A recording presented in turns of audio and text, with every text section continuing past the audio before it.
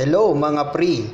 Sa araw na to, ako po ay magluluto ng pansit canton with century tuna. Meron kasing nakapagsabi sa akin na total mahilig naman daw ako sa pansit canton, bakit daw hindi ko itry na lagyan din ng century tuna? Masarap kaya yun? Kaya yung mga hindi pa nakakagawa ng ganito, hali kayo, samahan nyo ako at sabay-sabay nating gawin.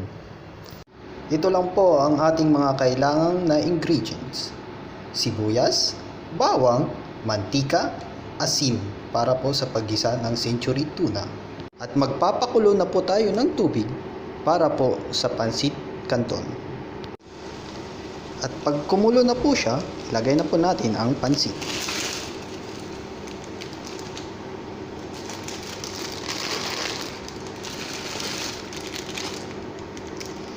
Hintayin lang po natin hanggang sa maluto na yung pansit.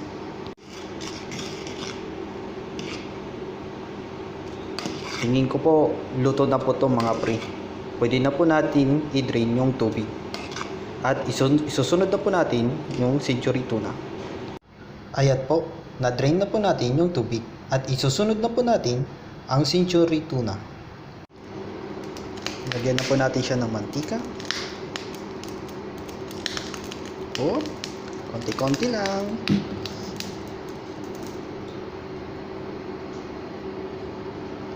Pasensya na po.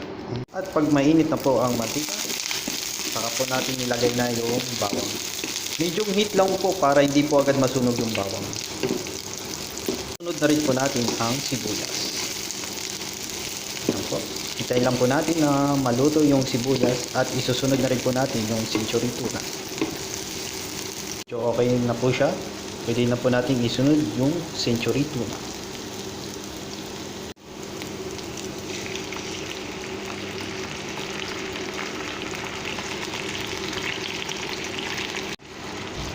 Haluin lang po natin siya hanggang sa maluto po yung century tuna.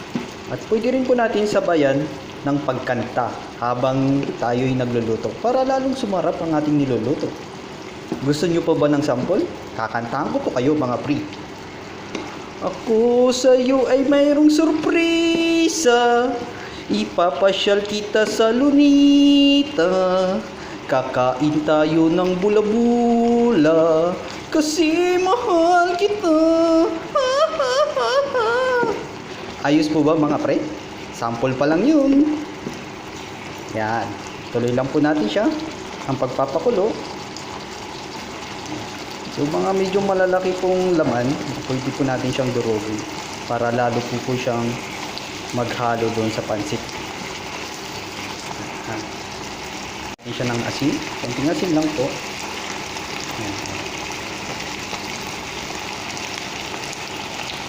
Yan. Pag napakuluan na po natin siya ng maayos po mga pre, pwede na po natin siyang isalin sa malinis na lagayan. At doon po natin ihalo yung pansit. Ilalagay na po natin yung pansit. At ilalagay na po natin yung mga sauce para po sa pansit canton.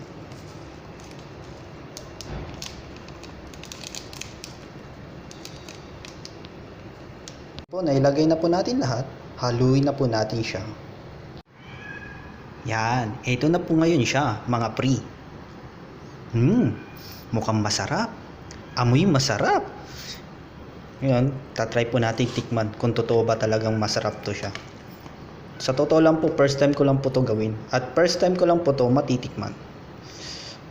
Tikman po natin mga pre.